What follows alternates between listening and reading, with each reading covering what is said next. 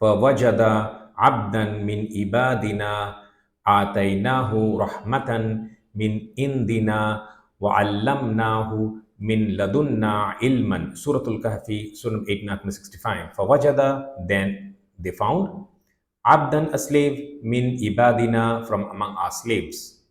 Atainahu, we had bestowed upon him, rahmatan, mercy. But since we're connecting the two parts of the sentence, it is better to translate as whom we had bestowed upon, instead of mercy, a kind of mercy, because it is in the common form, not the proper form.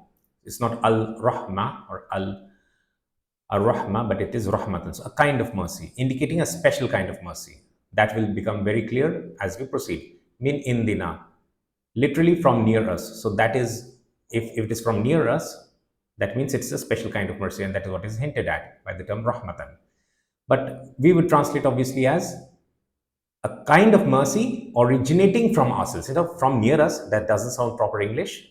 So originating from us. If the origin is Allah Himself, Allah SWT Himself, the mercy that, a kind of mercy that originates from Himself, which He has bestowed upon His slave, Khizr al-Islam is being referred to over here, then we do not say anything more about it. That's it. What more can anyone be favored with more? وَعَلَّمْنَاهُ, and we had taught him. Again, we will translate, and whom we had taught.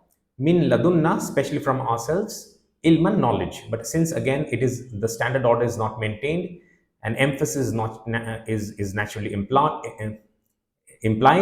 so we will translate it as, and whom we had taught. Instead of knowledge, we will translate it as inspired knowledge, because an emphasis is implied, and especially from ourselves already has that emphasis. We can't perhaps say especially from ourselves. That doesn't make any sense in the English language, but you understand what I am trying to suggest. So there is a double emphasis over here.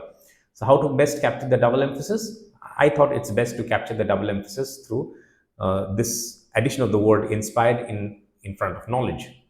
And whom we had taught inspired knowledge, especially from ourselves.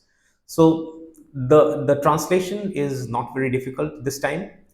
The construct in the Arabic language is not really that tricky, but what a profound statement is being made. So this is the person about whom Musa alayhi salam was told, go and visit him. And what sort of person he is? Khizr al-Islam. Khizr al-Islam, by the way, is the most knowledgeable person, the most knowledgeable human being ever in the history of humanity. In the history of the humankind, he is the most knowledgeable person ever, most knowledgeable human being ever. From the time of Adam al-Islam to the last human that will be born, the most knowledgeable. But that is not the introduction that is being given over here.